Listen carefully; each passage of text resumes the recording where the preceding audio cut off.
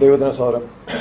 ക്രിസ്ത്യാനികൾക്ക് മാത്രമുള്ള, അല്ലെങ്കിൽ പെന്തക്കോസ്ത് വിശ്വാസികൾക്ക് മാത്രമുള്ള ഒരു കഴിവ്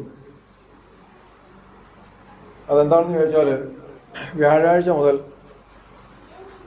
മറ്റെന്ത് പ്രശ്നം ജീവിതത്തിലുണ്ടെങ്കിലും അത് മനസ്സിലാകണമെങ്കിൽ, ഉദാഹരണത്തിന് അനീഷ് കഴിഞ്ഞ ദിവസം നാട്ടിൽ നിന്ന് വന്നു. അതിൻ്റെ തലേദിവസം വൈകുന്നേരം മുതൽ അനീഷിൻ്റെ ഹൃദയത്തിൽ പെട്ടെന്ന് വന്നുകൊണ്ടിരിക്കുന്ന ചിന്തകൾ എന്താണ്?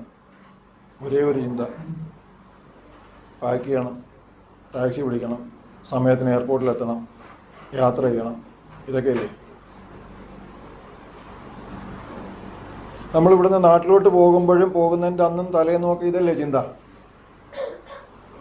പക്ഷെ വിശ്വാസികൾക്കുള്ള ഒരു പ്രത്യേകത എന്ന് പറഞ്ഞാൽ, വെള്ളിയാഴ്ച നാട്ടിലോട്ട് പോകുന്ന വിഷയമാണെങ്കിൽ കൂടെ നമുക്ക് വ്യാഴാഴ്ച മുതൽ ഒരൊറ്റ ചിന്തയുള്ളൂ: എന്താ? ആരാധന, സ്വന്തം ഗ്ലോറി ഗ്ലോറി ഗ്ലോറി. നാളെ എങ്ങനെ ആരാധിക്കും, എത്രത്തോളം നന്നായിട്ട് ദൈവത്തെ മുഖത്തെ പ്രത്യേക ഒരൊറ്റ ചിന്തയുള്ളൂ: ദൈവത്തിന് സ്തോത്രം. ഇനി അഥവാ പ്രാർത്ഥന കഴിഞ്ഞ ഉടനെ തന്നെ നമുക്ക് എന്തെങ്കിലും കാര്യമുണ്ടെങ്കിലും നമ്മുടെ മനസ്സിൽ ആ സംഗതിയേ ഇല്ല. ആ ആശീർവാദം അങ്ങോട്ട് കഴിഞ്ഞ ഉടനെ നമ്മൾ ആള് മാറിയവനെ പോലെയാണ്. അങ്ങനെയല്ലേ? ദൈവത്തിന് സ്തോത്രം. ഈ ചിന്ത അവിടെ കിടക്കട്ടെ. നമുക്കിതെല്ലാം കൂടെ ഒരുമിച്ച് പോകുന്ന വഴിക്ക് ഈ പറയുന്ന എല്ലാം കൂടെ കേട്ടൊരു അവിയലാക്കി കഴിച്ചാൽ നമ്മുടെ ഈ കൂട്ടത്തിൽ എടുത്താൽ തന്നെ ജീവിതത്തിൽ വ്യത്യാസങ്ങൾ വന്നവരുണ്ട്. ഞാൻ ചില വ്യക്തികളെ ഒന്ന് പരാമർശിക്കാൻ ശ്രമിക്കാം. കാര്യം അത് എളുപ്പമായതുകൊണ്ടാണ്.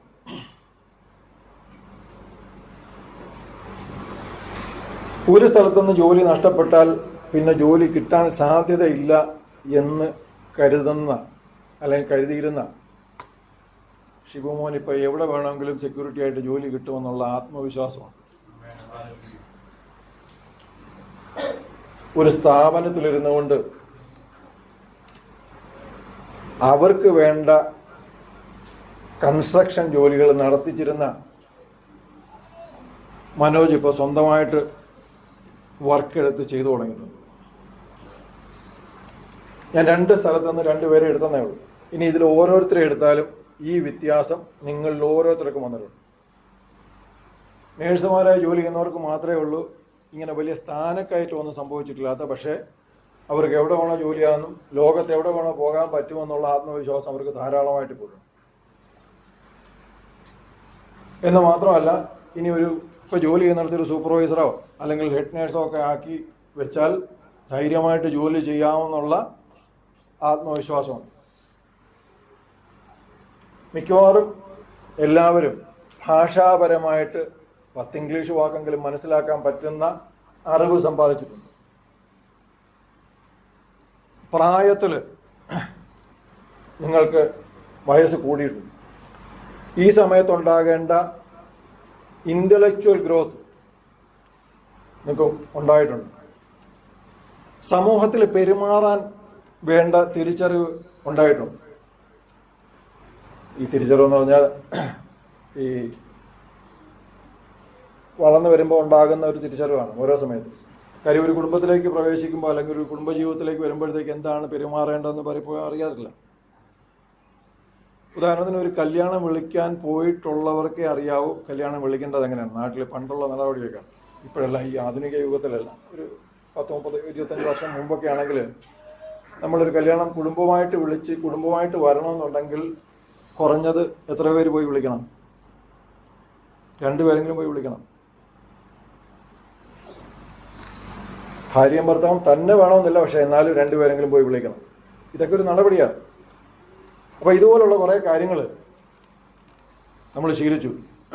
നമ്മുടെ ജോലിയിൽ നമ്മൾ ഒത്തിരി കാര്യങ്ങൾ മനസ്സിലാക്കി. എന്ന് പറഞ്ഞാൽ നമ്മൾ ചെയ്യുന്ന ജോലിയും നമ്മുടെ സൂപ്പർവൈസറോ അതിന് മുകളിൽ നമ്മൾ ആഗ്രഹിക്കുന്ന ഉദ്യോഗക്കയറ്റം ഏതാണോ ആ സ്ഥലത്ത് നമ്മളെ ആക്കി വെച്ചാൽ ആ ജോലി ചെയ്യാം എന്നുള്ള ആത്മവിശ്വാസം നമ്മളിപ്പോൾ നേടിക്കഴിഞ്ഞു. ദൈവത്തിന് സ്വാഗതം. കാര്യം ഒരു ഗ്രോത്ത് എന്ന് പറയുമ്പോഴത്തേക്ക് നമുക്ക് അത്ര എളുപ്പമുള്ള സംഗതിയല്ല. നമ്മൾ ആ നിൽക്കുന്ന നില അത് സുരക്ഷിതമാക്കിക്കൊണ്ട് മാത്രമേ നമുക്ക് അടുത്ത സ്ഥാനത്തേക്ക് വളരാൻ പറ്റൂ. ദൈവത്തിന് സ്തോത്രം. ഇതെല്ലാം നമുക്ക് എല്ലാവർക്കും ഉണ്ടായി. ഇനി കഴിഞ്ഞ കുറേ ആഴ്ചകളായിട്ട് 8 ആഴ്ചയായിട്ട് എനിക്കൊരാഗ്രഹം ഉണ്ടായിരുന്നു, ഞാൻ ഇൻസ്റ്റിഗേറ്റ് ചെയ്യണമെന്ന് വിചാരിച്ചു, പക്ഷേ പറയാൻ സാധിച്ചില്ല. കഴിഞ്ഞൊരു 8 ആഴ്ചയായിട്ട് യൂദയുടെ ലേഖനം നമ്മൾ പഠിച്ചുകൊണ്ടിരിക്കുകയായിരുന്നു. അതിലെന്തെങ്കിലും തിരിച്ചറിവ് ലഭിച്ചവർ അതിനെക്കുറിച്ചൊരു വാക്ക് പറയണം എന്നെനിക്ക് ആഗ്രഹം ഉണ്ടായിരുന്നു. പക്ഷേ നേരത്തെ പറയാൻ പറ്റാത്തത് കൊണ്ടാണെന്ന് തോന്നുന്നു അതിനെക്കുറിച്ച് ആരും ഒന്നും പറഞ്ഞില്ല. പക്ഷേ ഇനിയെങ്കിലും നിങ്ങൾ മറന്നു പോകരുത്, ബൈബിൾ ക്ലാസ്സിന് വരുന്നവർ നിങ്ങൾക്ക് ഒരു പുസ്തകം തീരുമ്പോഴെങ്കിലും ഒരു റിവ്യൂ എന്നുള്ള നിലയിൽ അതിൽ ആ ക്ലാസ്സിൽ നിങ്ങൾക്ക് എന്ത് ലഭിച്ചു, അല്ലെങ്കിൽ അത് നിങ്ങളുടെ ആത്മീയ ജീവിതത്തെ എങ്ങനെ സ്വാധീനിച്ചു എന്ന് ഒരു വാക്കിൽ നിങ്ങൾ പറയണം. നമ്മുടെ ലിജോ നടത്തിയ പോരാട്ടം പ്രശംസനീയമാണ് കേട്ടോ, നല്ലൊരു തിരിച്ചറിവാണ് കേട്ടോ, മറന്നു പോകരുത്. യൂദയുടെ ലേഖനം 6-ാം വാക്യം നമുക്ക് വായിക്കാം.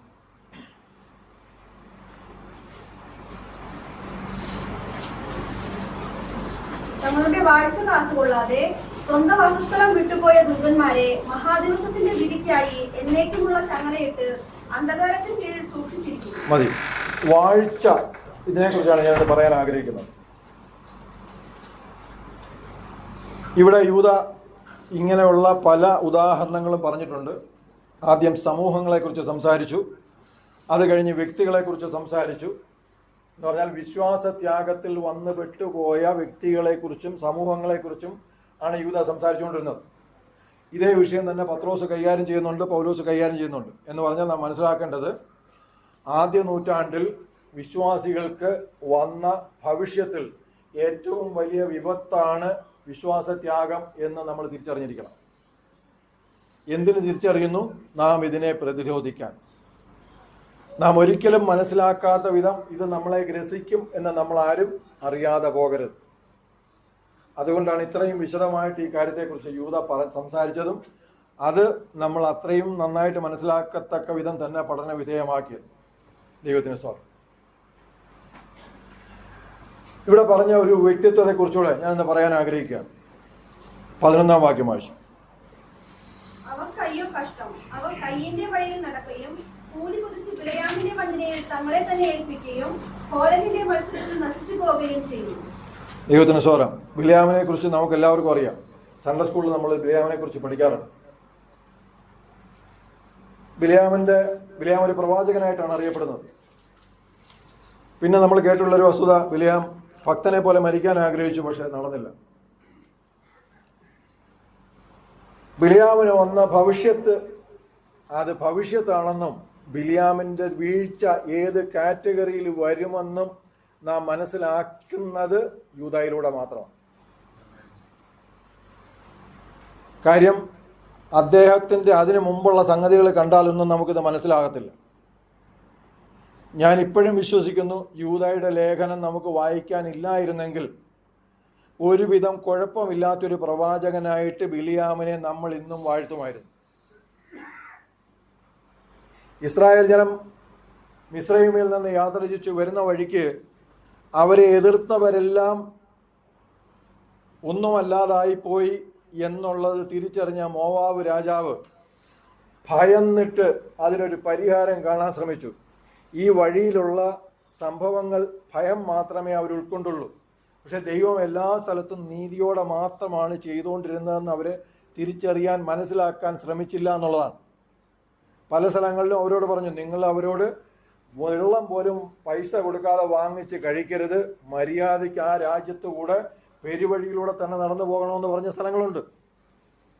കാരണം മറ്റുള്ളവരുടെ അവകാശത്തിൽ ഒരു വിധത്തിലും കൈ കടത്തരുത് എന്നുള്ള തിരിച്ചറിവിൽ 6 ലക്ഷം പേര് ഇത്രയും കൂട്ടത്തോടെ പോകുന്നിടത്ത് നാട്ടുകാരെ പിടിച്ചു പറിച്ച് തിന്നാൻ ഒരു പ്രയാസവുമില്ല. വെട്ടുക്കിളികളെ പോലെ ആക്രമിച്ച് കഴിക്കാൻ പറ്റും. പക്ഷേ ദൈവം അവരോട് നിർബന്ധമായിട്ട് നിർദ്ദേശം കൊടുത്തു, ഒരിക്കലും നിങ്ങളത് ചെയ്യരുത്. പക്ഷേ അത് ഈ മോവാബ് രാജാവ് തിരിച്ചറിഞ്ഞില്ല. എന്നിട്ട് എന്ത് ചെയ്തു? ഒരു പ്രവാചകനെ വിളിക്കാൻ ആളയച്ചു. അദ്ദേഹം അവിടെ ചെന്നപ്പോൾ പറഞ്ഞു, ദൈവത്തോട് ഞാൻ സംസാരിക്കട്ടെ. ദൈവം അതിനകത്ത് എന്തോ പറഞ്ഞു, പോകരുതെന്ന് പറഞ്ഞു. അത് കഴിഞ്ഞപ്പോൾ രാജാവ് കുറച്ചുകൂടെ മൂല്യമുള്ള ആൾക്കാരെ, കുറച്ചുകൂടെ ഉയർന്ന ആൾക്കാരെ ഇദ്ദേഹത്തിൻ്റെ വീട്ടിലേക്ക് വിട്ടു. ബിലിയാമിന് പറ്റിയ ആദ്യത്തെ തെറ്റ്, അല്ലെങ്കിൽ ശരിയായ ഒറ്റ തെറ്റെന്ന് വേണമെങ്കിൽ പറയാം, ദൈവത്തോട് ഈ വിഷയത്തിൽ രണ്ടാമത് ദൈവം എന്തെങ്കിലും പറയുമോ എന്ന് ഞാൻ കേൾക്കാം എന്നുള്ള തീരുമാനമാണ്. നമ്മുടെ ദൈവത്തെക്കുറിച്ചുള്ള തിരിച്ചറിവ് മറന്നു പോകരുത്. യാക്കോബിന്റെ ലേഖനം 1-ാം അധ്യായം 17-ാം വാക്യത്തിൽ അതിനെക്കുറിച്ച് വളരെ നന്നായിട്ട് പറയുന്നുണ്ട്. എല്ലാ നല്ല ദാനവും തികഞ്ഞ വരമൊക്കെയും ഉയരത്തിൽ നിന്ന് വെളിച്ചങ്ങളുടെ പിതാവിങ്കിൽ നിന്ന് ഇറങ്ങി വരുന്നു. അവന് വികാരമോ ഗതിഭേദത്താലുള്ള ആച്ഛാദനമോ ഇല്ല. ഗതിഭേദത്താലുള്ള ആച്ഛാദനമോ ഇല്ല എന്ന് പറഞ്ഞാൽ, ശരിയായിട്ട് പറഞ്ഞാൽ രണ്ട് വിധത്തെ വേണം ഞാൻ പറയാം. ഒന്നിൽ അവന് നിഴലില്ല, അല്ലെങ്കിൽ അവൻ്റെ നിഴലിന് പോലും വ്യത്യാസമില്ല. അതാണ് നമ്മുടെ ദൈവത്തിൻ്റെ പ്രത്യേകത. ഈ ദൈവത്തോടാണ് രണ്ടാമതൊരു അഭിപ്രായം ഒരേ കാര്യത്തിൽ ചോദിക്കാൻ പോകുന്നതെന്ന് മറന്നു പോകരുത്. വളരെ സൂക്ഷിക്കണം. ദൈവം നിങ്ങളോട് ഒരു വിഷയത്തിൽ സംസാരിച്ചു എന്ന് ബോധ്യമുണ്ടെങ്കിൽ ആ ദൈവത്തോട് അതേ വിഷയത്തിൽ പിന്നീട് ഒരു അഭിപ്രായം ചോദിക്കരുത്. ദൈവത്തിന് പറ്റിയത് ഏറ്റവും വലിയ വീഴ്ച അതാണ്. രണ്ടാമത് ചോദിച്ചപ്പോൾ ദൈവം എന്തോ പറഞ്ഞു? ഇവന്റെ ആഗ്രഹം പുറത്തു കൊണ്ടുവരാൻ തക്കവണ്ണം ദൈവം അവനെ പറഞ്ഞു വിട്ടതാണ്. ദൈവവും പറഞ്ഞു പോയിക്കോളാൻ പറഞ്ഞു. അത് കഴിഞ്ഞ് ദൂതനും പറഞ്ഞു പോയിക്കോളാൻ. എന്ന് പറഞ്ഞാൽ വഴി വെച്ച് ദൂതൻ കാണുന്നുണ്ട്.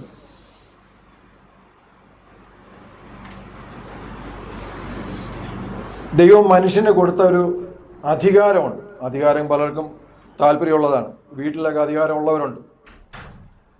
പ്രത്യേകിച്ച് പല വീടുകളിലും സ്ത്രീകൾ അധികാരത്തിന് കീഴിലാണ്. വീട്ടിൽ ഭയന്ന് ജീവിക്കുന്ന ഭാര്യയും മക്കളും ഉള്ള ഒത്തിരി വീടുകളൊക്കെ ഉണ്ട്. അതൊന്നും ദൈവഭവനമായിട്ട് ഞാൻ കരുതത്തില്ല. ഏതെങ്കിലും ദൈവഭവനത്തിൽ ഭാര്യയും മക്കളും ഭർത്താവിനെയും അപ്പനെയും ഭയന്നാണ് ജീവിക്കുന്നതെങ്കിൽ നിങ്ങളുടെ ഭവനം ദൈവഭവനമല്ല.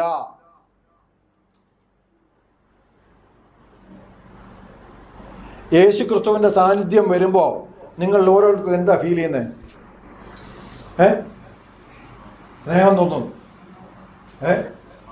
സമാധാനം തോന്നുന്നുണ്ട്, സന്തോഷം തോന്നുന്നുണ്ട്. ഇതൊക്കെയാണ് ഫീൽ ചെയ്യേണ്ടത്. ഇതൊക്കെയാണ് നിങ്ങളെക്കുറിച്ച്, ഒരു ഭർത്താവിനെ കുറിച്ച്, അപ്പനെ കുറിച്ച് വീട്ടിൽ ഫീൽ ചെയ്യേണ്ട വികാരങ്ങളാണ് ഞാനീ പറഞ്ഞത്. ഇതിന് ഉപരി ഒരു ഫീലിംഗ് ആണ് നിങ്ങൾക്ക് ഉണ്ടാകുന്നുണ്ടെങ്കിൽ, വീണ്ടും ഞാൻ ആവർത്തിച്ച് പറയുക, നിങ്ങളുടേത് ഒരു ദൈവഭവനമല്ല. ഇനി ചോദ്യങ്ങൾ എവിടെ വരണം എന്നുള്ളതിനെ കുറിച്ച് നിങ്ങൾക്ക് സംശയം ഉണ്ടായിരിക്കും. ഞാൻ വീണ്ടും പറയാം. മനുഷ്യനെ ആരുടെ മേലാക്കിയെന്ന് ഉൽപ്പത്തി 1:26 വായിച്ചേ.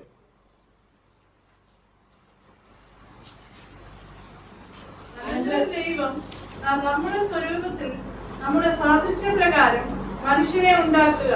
അവർ സമുദ്രത്തിലുള്ള മത്സ്യത്തിനും ആകാശത്തിലുള്ള പർവ്വജാതിന്മേലും മൃഗങ്ങളിന്മേലും സർവ്വഭൂമിയിന്മേലും ഭൂമിയിൽ ഇഴയുന്ന എല്ലാ ഇഴജാതിന്മേലും വാഴട്ടെ എന്ന് കൽപ്പിച്ചു. ചെറിയാനെ മനുഷ്യൻ നടത്തിക്കൊണ്ട് പോകുന്നത് എന്തുകൊണ്ടാ? ഈ വാഴ്ച ദൈവം തന്നേക്കുന്നുണ്ടാ. ഈ വാഴ്ച ദൈവം തന്നേക്കുന്നുണ്ടാ. അല്ലാതെ ആനയ്ക്ക് വിവരമില്ലായിട്ടൊന്നുമല്ല. ചില സമയത്ത് അതിന് ബോധം വരുന്ന സമയങ്ങളുണ്ട്. ഈ വാഴാനാണ് നിയമിച്ചേക്കുന്നത്. പക്ഷേ ബിലിയാം സ്നേഹത്തോടെ വളർത്തി അതിൻ്റെ പുറത്ത് കയറി പോയിരുന്ന കഴുത ബിലിയാമിനോട് ചെയ്ത എന്താ? അവൻ്റെ കാല് മതിലെ ചേർത്ത് വെച്ച് ഉരച്ചു. സംശയമുണ്ടോ? പിന്നീട് വീട്ടിൽ പോയി വായിച്ചു നോക്കിയാൽ മതി. സംഖ്യ 22. അങ്ങനെ അല്ല പറഞ്ഞേക്കുന്നത്. അവൻ്റെ കാല് മതിലെ വെച്ച് ഉരച്ചു. എന്തുകൊണ്ടാ? ഇന്ന് വരെ, അതിൻ്റെ തലേ ദിവസം വരെ ദൈവത്തെ കണ്ടാൽ തിരിച്ചറിയാവുന്നവൻ മുമ്പിൽ ദൂതൻ നിന്നിട്ട് അവന് മനസ്സിലാവുന്നില്ല. അവൻ പിന്നെ മുമ്പോട്ട് തന്നെ പോയിക്കൊണ്ടിരിക്കുക. ദൂതൻ വഴി തടഞ്ഞു നിൽക്കുമ്പോൾ അത് മനസ്സിലാക്കാത്ത വിധം പോയിക്കൊണ്ടിരുന്ന അവൻ്റെ കാല് മതിലെ വെച്ച് ഉരച്ചു. ഇവന്റെ മേൽ വാഴാനാണ് ദൈവം ആരെ ആക്കിയത്? ആ മനുഷ്യനെ ആക്കിയത്. ആ മനുഷ്യന്റെ കാല് കീഴെ വാഴാനല്ല, വിധേയപ്പെട്ടിരിക്കേണ്ട മൃഗം മതിലെ വെച്ച് ഉരച്ചെങ്കിൽ അവിവേകമായിട്ട് പോകുന്നവനെ വിവരം പറഞ്ഞ് മനസ്സിലാക്കണം. അവിടെ വിധേയത്വം അല്ല വേണ്ടത്. വിശ്വാസത്യാഗത്തിൽ പോകുന്നവനെ ഉപദേശിച്ച് പറഞ്ഞ് കാര്യം മനസ്സിലാക്കാൻ ശ്രമിക്കണം. അവിടെ വിധേയത്വം അല്ല വേണ്ടത്. ഇവിടെ കൽപ്പന ആർക്കാ ഉള്ളത്? വിധേയത്വം ആർക്കാ ഉള്ളത്? മൃഗത്തിനാ ഉള്ളത്. അത് കഴിഞ്ഞപ്പോൾ ദൈവം മനസ്സിലാക്കി ഈ മൃഗത്തിന് അവനേക്കാൾ വിവരമുണ്ടെന്ന് അതിൻ്റെ നാക്കൂടെ തുറന്നു കൊടുത്തു. കാര്യം ദൂതനേക്കാൾ തൽക്കാലം ഇവന് നല്ലത് കഴുതയാന്നുള്ളത് ദൈവം മനസ്സിലാക്കി.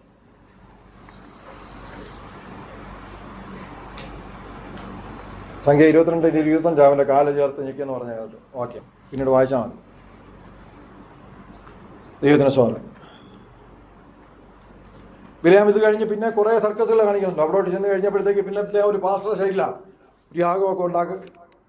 കാണുന്ന വിചാരിക്കുന്ന എന്തുവാ പ്രവാചകൻ പറഞ്ഞാൽ സംഗതി അവിടെ പേര് വെട്ടിക്കഴിഞ്ഞു.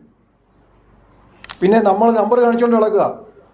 ഈ നമ്പർ ഇവിടെ ഈ 4 പേരെ മുമ്പിൽ നടക്കും, അങ്ങോട്ട് നടക്കത്തില്ല. ഓർത്തോ, വിശ്വാസത്യാഗം സംഭവിച്ചേച്ച് പിന്നെ യാഗവും കഴിച്ച് നമ്പറും കാണിച്ചുകൊണ്ട് നടന്നാൽ ഇത് 4 പേരെ ഇവിടെ ഉള്ള 4 പേരെ മുമ്പ് വില പോവും, പക്ഷേ മേളിൽ വില പോകത്തില്ല.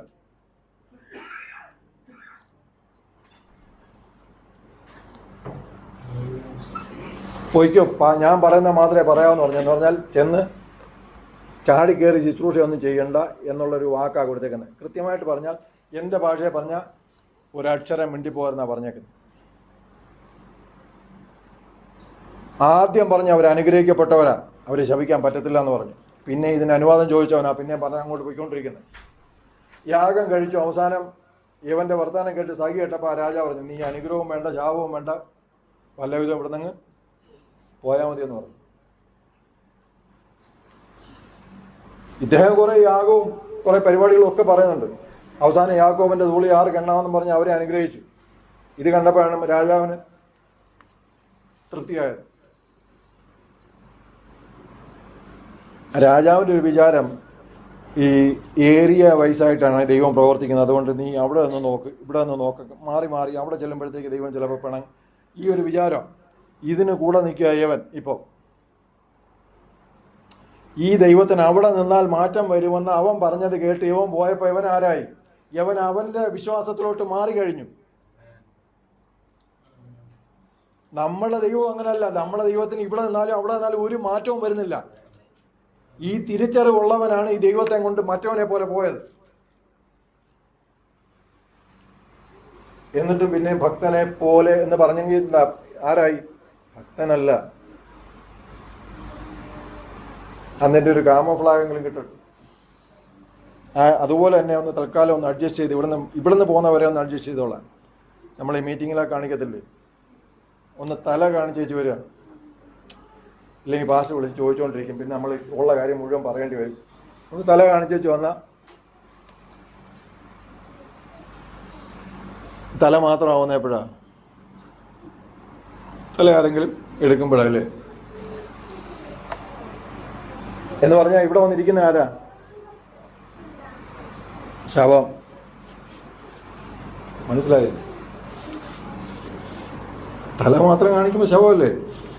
അതെ, ജീവനില്ല, ശരീരം ബാക്കിയില്ല. വെളിപ്പാട് പുസ്തകത്തിൽ ഒരു വാക്യം ഒന്ന് വായിക്കാം. എൻ്റെ കുറേ വാക്യം ഞാൻ എടുത്തിട്ടുണ്ട്. 2-3 വാക്യം ഒന്ന് വായിച്ചു. ആ അധ്യായത്തിലൊരു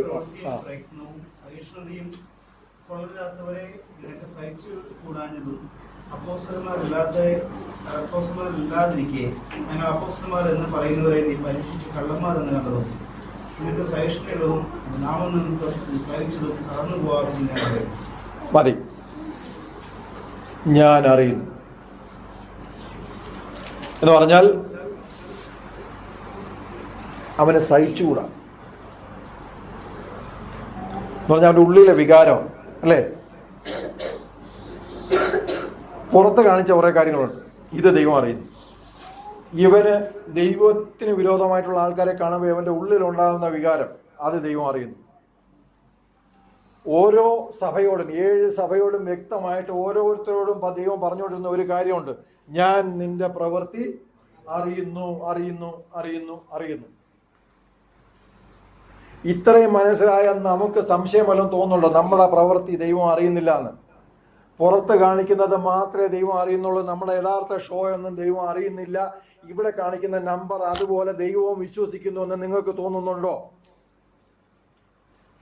ഉണ്ടെങ്കിൽ നിങ്ങൾക്ക് ഈ ദൈവത്തെ മനസ്സിലാക്കിയിട്ട്, അല്ലെങ്കിൽ നിങ്ങൾ ഈ ദൈവത്തെ അല്ല ആരാധിക്കുന്നത്.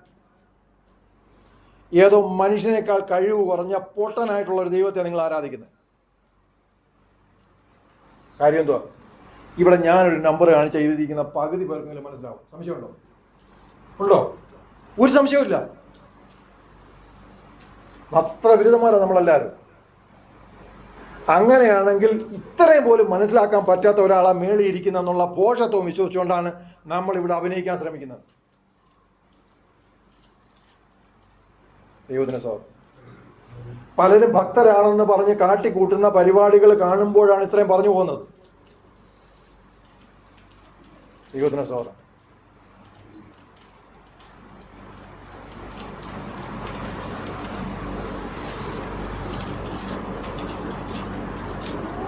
ഇനി ആദ്യം വായിച്ച വാക്യത്തിന്റെ ആ ഒരൊറ്റ ഭാഗം ഞാൻ പറഞ്ഞൊരു വാക്ക് ഓർമ്മയുണ്ട്. എന്താ? നിങ്ങളുടെ വാഴ്ച. അതിനെക്കുറിച്ച് ഞാൻ പറഞ്ഞ, നിങ്ങൾക്കൊരു വാഴ്ച ദൈവം തന്നിട്ടുണ്ട്.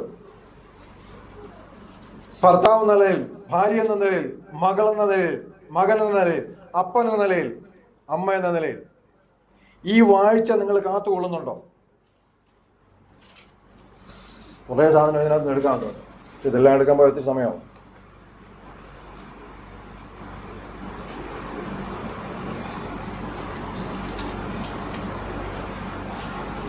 അപ്പൻ എന്നുള്ള നിലയിലുള്ള വാഴ്ച കളഞ്ഞിട്ടാണ് വേറെ എന്തിനെങ്കിലും പോകുന്നുണ്ടെങ്കിൽ നിങ്ങൾക്ക് വിശ്വാസത്യാഗം സംഭവിച്ചു കഴിഞ്ഞു.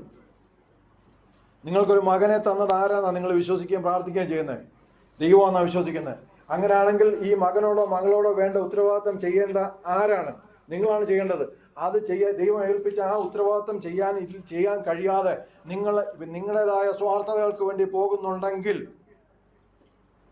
ആ കുട്ടികൾക്ക് മാതൃകയല്ലാത്ത ജീവിതം നിങ്ങൾ ചെയ്യുന്നുണ്ടെങ്കിൽ നിങ്ങൾക്ക് വിശ്വാസത്യാഗം സംഭവിച്ചിരിക്കുന്നു. ഈ 2 പേരെയോ 3 പേരെയോ ദൈവത്തിന് കൊള്ളരുതാത്തവരായി വളർത്താനുള്ള തീരുമാനത്തിലേക്ക് നിങ്ങൾ എത്തിയിരിക്കുന്നു. ഇനി ഞാൻ എന്തുകൊണ്ടാണ് അത് പറയുന്നത് വെച്ചാൽ, നമുക്ക് ഓരോരുത്തർക്കും ഉറപ്പായിട്ട് പറയാൻ കഴിയണം, എൻ്റെ സ്വഭാവം പിൻപറ്റി വന്നാൽ അവനൊരു യഥാർത്ഥ ദൈവ പൈതലായി ജീവിക്കുമെന്നുള്ള ഉറപ്പ് നമുക്കുണ്ടായിരിക്കണം. ഇതില്ല എന്നുണ്ടെങ്കിൽ ഇന്ന് അതിന് മാറ്റം വരുത്തി തന്നെ പോകണം. എൻ്റെ സ്വഭാവം കണ്ടാൽ എൻ്റെ കുട്ടികൾ ഒരു ദൈവ പൈതലായി ക്രിസ്തുവിൻ്റെ അനുയായികളായി വളരും എന്നുള്ള ബോധ്യം നമുക്ക് ഇന്നുണ്ടായിരിക്കണം. ഭാര്യാഭർത്താക്കന്മാരുടെ ഒരു വസ്തുത പറയാൻ ആഗ്രഹിക്കും. കല്യാണം കഴിച്ച അന്ന് ഉള്ള ആരോഗ്യസ്ഥിതി ഏകദേശം 75% ഇല്ലാത്ത ആരും ഇല്ലെന്നാണ് ഞാൻ ഇവിടുന്ന് പറയുന്നത്. അങ്ങനെ അത്രയും പോലും ഇല്ല, ഒരു 50% ഉള്ളെന്ന് സമ്മതിക്കേണ്ടി വരുന്നത് ഞാൻ മാത്രമേ കാണൂ. നിങ്ങളുടെ കുടുംബജീവിതത്തിൽ പഴയ താളം ഇല്ല എന്നുണ്ടെങ്കിൽ, താളം എന്ന് പറഞ്ഞാൽ മനസ്സിലായോ? ഓരോ ഫ്രീക്വൻസിയിലും കേൾക്കുന്ന ഒരു ശബ്ദം അല്ലെങ്കിൽ അതുപോലെ നടക്കുന്ന ഒരു പ്രവൃത്തി, അതിനെയൊക്കെ താളം എന്ന് പറയാവുന്നത്.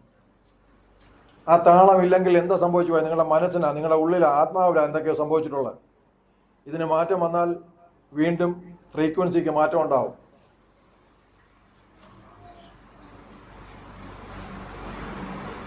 ഭാര്യയ്ക്ക് ഭർത്താവിന് ഒരു നേരത്തെ ആഹാരം വേണമെന്ന് പറഞ്ഞാൽ വെളിയിറങ്ങി കഴിക്കാൻ പറ്റും. ഒരു വസ്ത്രം അലക്കണമെന്ന് പറഞ്ഞാൽ വെളി കടയിൽ കൊണ്ടുപോയി കൊടുത്ത് അലക്കാൻ പറ്റും. വീട് വൃത്തിയാക്കണമെന്ന് പറഞ്ഞാൽ ഒരാളിനെ വിളിച്ചു നിർത്തിയാൽ വീട് വൃത്തിയാക്കി കൊടുക്കും. പക്ഷെ മറ്റൊരാൾക്കും ചെയ്യാൻ കഴിയാത്ത വളരെ പ്രാധാന്യമുള്ള ഒരു വസ്തുത ഒരു ഭവനത്തിലുണ്ട്, ഭാര്യയ്ക്കും ഭർത്താവിനും ഇടയിൽ. ഇത് മുടങ്ങരുത് എന്നുള്ള നിർബന്ധം ദൈവത്തിനുണ്ടെന്നും നിങ്ങൾ മനസ്സിലാക്കണം. അവിടെ സ്വാർത്ഥതകളല്ല ഉണ്ടാകേണ്ടത്, പരസ്പര സ്നേഹം ഉണ്ടാകേണ്ടത്. ജീവിതത്തോട് ആരംഭിച്ച കുടുംബജീവിതം ആരംഭിച്ച സമയത്തുള്ള ഊഷ്മളത നിലനിർത്താൻ കഴിയുന്നില്ലെങ്കിൽ പ്രശ്നം ദൈവ പൈതലായിരിക്കുന്ന നിങ്ങളുടെ മനസ്സിനാണ് പ്രശ്നം. അഴിഞ്ഞുകൂടിയിരിക്കുന്ന അഴുക്കുകൾ മുഴുവൻ എടുത്തു കളഞ്ഞ്, വിരോധങ്ങൾ എടുത്തു കളഞ്ഞ്, പാഷാണങ്ങൾ മുഴുവൻ എടുത്തു കളഞ്ഞ പഴയ സന്തോഷം അവിടെ വീണ്ടും തിരിച്ചു വരും.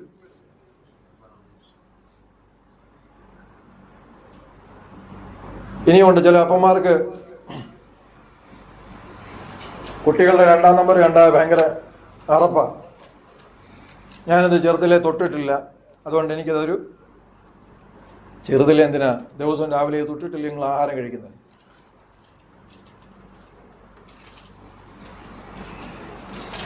ഇനി അല്ലാതെ വല്ല അസുഖം ഉണ്ടെങ്കിൽ പോലും 2-3 ദിവസമൊക്കെ പിടിച്ച് നിൽക്കാൻ പറ്റും.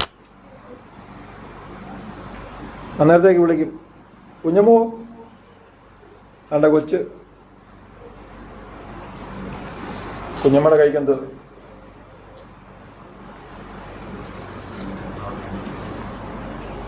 ഇത് പറയുമ്പോൾ ഞാൻ എൻ്റെ അനുഭവം ഞാൻ ഒരിക്കൽ കൂടെ പറയുകയാണ്. ഒരു സംഭവം ഞാൻ അവിടെ പറഞ്ഞിട്ടുള്ള, എന്നാലും പറയുക. എൻ്റെ ജ്യേഷ്ഠന് കുഞ്ഞ് ജനിച്ച് 1 വർഷം കഴിഞ്ഞപ്പോഴാണ് എനിക്ക് തേജ ജനിക്കുന്നത്.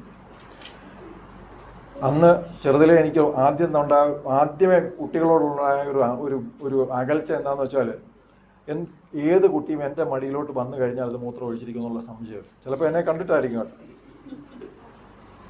ഈ മുഖം അന്നും വ്യത്യാസമൊന്നുമില്ല. ചേട്ടൻ്റെ കൊച്ചിനെ അമ്മ ഇന്നലെ എൻ്റെ കയ്യിലോട്ട് കൊണ്ടു തന്നു. മാറ്റമൊന്നുമില്ല, സംഗതി തന്നെ സംഭവിച്ചു. വീട്ടിലിരിക്കുക, ഒരു കൈലി മാത്രമേ ഉള്ളൂ ദേഹത്ത്. ഈ കൈലിയും കൊച്ചിനെയും കൂടെ കൊടുത്തിട്ടാണ് ഞാൻ അവിടെ നിന്ന് പോയത് മുറിയിലോട്ട്. അടുക്കളയിരിക്കുക, അടുത്ത ഒരു മുറി കഴിഞ്ഞിട്ട് വേണം എനിക്ക് പോയി ഡ്രസ്സ് എടുക്കാൻ. അത്രയും ദൂരം ഈ സംഗതി ഇതൊന്നും ഇല്ലാതെ നടന്നു പോയവരാണ്. പക്ഷെ ദൈവം എനിക്ക് ചെയ്ത കൃപയെന്ന് പറഞ്ഞാൽ, തേജ ജനിച്ച അന്ന് മുതൽ അവരെ വൃത്തിയാക്കാനുള്ള ഒരു മാനസിക വ്യത്യാസം അത് എങ്ങനെ വന്നു എന്ന് എനിക്ക് ഇന്നും അറിഞ്ഞൂടാ. നിങ്ങൾ സംശയം ഉണ്ടെങ്കിൽ മേളിൽ അവളൊരു പരീക്ഷയിലാണ്, മേളിലിരിപ്പോണ്ട് ചോദിച്ചു നോക്കിയാൽ മതി. അവരെ ഏത് വിധത്തിലും ഏത് സമയത്തും വൃത്തിയാക്കാനും അവരെ അന്ന് ഈ പറഞ്ഞ പോലെ പാമ്പേഴ്സ് എന്ന് പറയുന്ന സംവിധാനമൊന്നുമില്ല. തുണി പഴയ മുണ്ട് മടക്കി അതിൻ്റെ പുറത്ത് പ്ലാസ്റ്റിക് ഷഡിയൊക്കെ ഇട്ട് കൊടുത്ത് നിർത്തുന്നത്. അപ്പോൾ ഈ തുണികൾ നമ്മളെടുത്ത് പിന്നെയും കഴുകി വെക്കും ഓരോ സമയം. അത് കഴുകി നല്ല ഭംഗിയായിട്ട് തേച്ചൊക്കെ വയ്ക്കാനുള്ള ഒരു മനസാന്നിധ്യം. തീർത്തും കൃത്യമായിട്ട് പറഞ്ഞാൽ എനിക്ക് ഇന്നും അറിഞ്ഞൂടാ അതെങ്ങനെ എനിക്ക് സംഭവിച്ചു. ദൈവം തന്നൊരു കൃപയായിട്ട് ഞാൻ കരുതും. വാഴ്ച കാത്തുകൊണ്ട്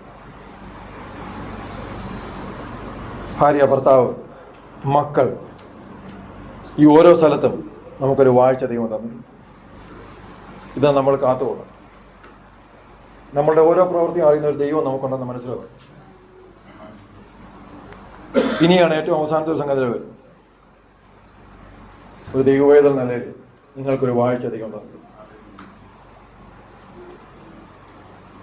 ഒരു മുതിർന്ന ദൈവവേദലിന് പലപ്പോഴും നിങ്ങൾ അഭിമാനിക്കാറുണ്ട്. നിങ്ങൾക്കൊരു സാക്ഷ്യം ദൈവം തന്നിട്ടുണ്ട്. ഒരു ദൈവവേദൽ എന്നുള്ള നിലയിൽ അവൻ്റെ ഏറ്റവും വലിയ അസറ്റാണെന്ത്? അവൻ്റെ ജീവിത സാക്ഷ്യം. ഇത് നിങ്ങൾ എവിടെ വെച്ചേക്കുക?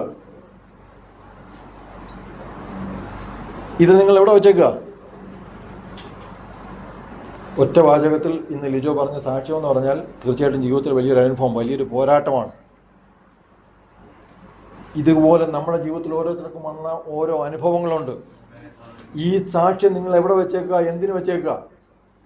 ഇത് പറയാൻ പറ്റാത്ത അവസ്ഥയിലാണോ ഇന്ന് നിങ്ങൾ ജീവിക്കുന്നത്?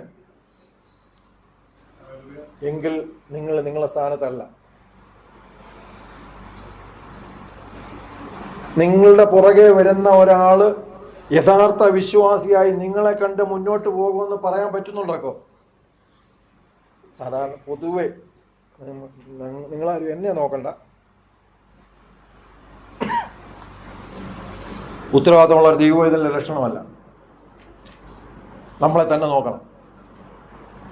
കൃപാലുവായ ദൈവമാണ് നമുക്കുള്ളത്. ആ ദൈവത്തിൻ്റെ പിന്നാലെ, ആ ദൈവത്തെ വിശ്വസിച്ച് യാത്ര ചെയ്യുന്ന നമ്മളെ നോക്കി തന്നെ മറ്റുള്ളവർ വരാൻ കഴിയണം. നമ്മളെ നോക്കി വരുന്ന ഓരോരുത്തരും ക്രിസ്തുവിനെ പിൻപറ്റുന്നവരായി തീരണം.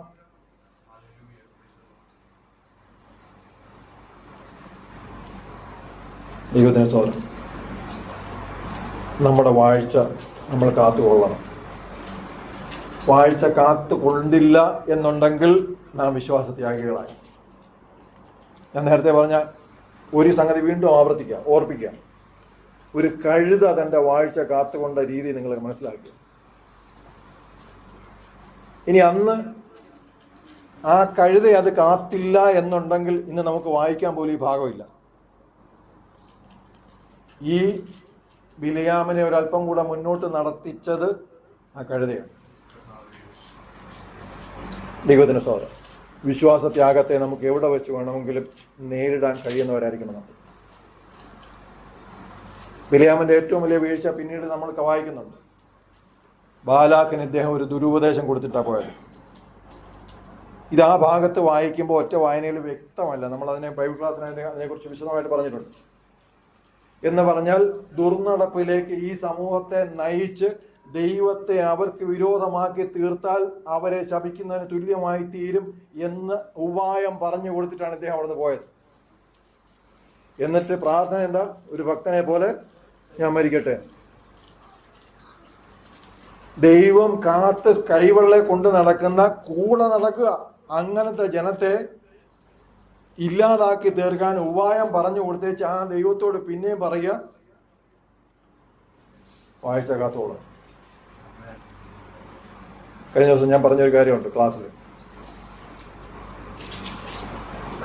ശുശ്രൂഷകന്മാർ വാഴ്ച കാത്തുകൊള്ളാത്തവരുണ്ട്. നിങ്ങളുടെ അറിവിലേക്ക്, നിങ്ങൾ ഓരോരുത്തരും ശുശ്രൂഷകരുണ്ട്. നമ്മുടെ കൂട്ടത്തെ നമ്മൾ മാനിക്കുന്നത് പോലെ തന്നെ മറ്റുള്ളവരുടെ കൂട്ടത്തെ നാം മാനിക്കണം. വേറൊരു ശുശ്രൂഷകന്റെ കൂട്ടത്തിലുള്ള ആടിനെ വിളിച്ച് നമ്മുടെ കൂട്ടത്തിൽ കൊണ്ടുവരാനുള്ള ഒരു ആഗ്രഹം നമ്മുടെ ഒരു ലെവലേശം പോലും ഉണ്ടാകരുത്. ആരാധന ഇല്ലാതെ നടക്കുന്നവർക്കും അവിശ്വാസികളെയൊക്കെ നമുക്ക് ധാരാളമായിട്ട് വിളിക്കാം. എത്ര മോശപ്പെട്ട ആളിനെ നമുക്ക് വിളിക്കാം. പക്ഷെ വേറെ ഒരു ശുശ്രൂഷകൻ നോക്കി നടത്തുന്ന ഒരാളിനെ നമുക്ക് വേണ്ട. ഞാനിവിടെ തന്നെ ഞാൻ പോകാത്ത കൂട്ടായ്മയുടെ നോട്ടീസ് പോലും ഞാൻ ഇവിടെ നിങ്ങൾക്ക് തരാറുണ്ട്. എന്തുകൊണ്ടാണെന്നറിയാം? എനിക്ക് ദൈവത്തിലൊരു ആത്മവിശ്വാസം. നിങ്ങളെ കെട്ടിപ്പൂട്ടി നടത്തേണ്ട ഒരു കാര്യവുമില്ല. അതിനു വേണ്ട വിവേകം ദൈവം നിങ്ങൾക്ക് തന്നിട്ടുണ്ട്, തിരിച്ചറിവും തന്നിട്ടുണ്ട്. ഒരു ദൈവവേദന എന്നുള്ള നിലയിൽ അതാണ് പ്രാധാന്യം. ഞാൻ ഏറ്റവും അവസാനം അത് പറഞ്ഞു തന്നേ ഉള്ളൂ. ഒരു ഭാര്യ എന്നുള്ള നിലയിൽ, ഒരു ഭർത്താവ് എന്നുള്ള നിലയിൽ, ഒരു മകൻ എന്നുള്ള നിലയിൽ, ഒരു മകൾ എന്നുള്ള നിലയിൽ നമ്മുടെ വാഴ്ച നമ്മളെ കാത്തുകൊള്ളണം. ദൈവം ഇതിനായി നിങ്ങളെ സഹായിക്കട്ടെ.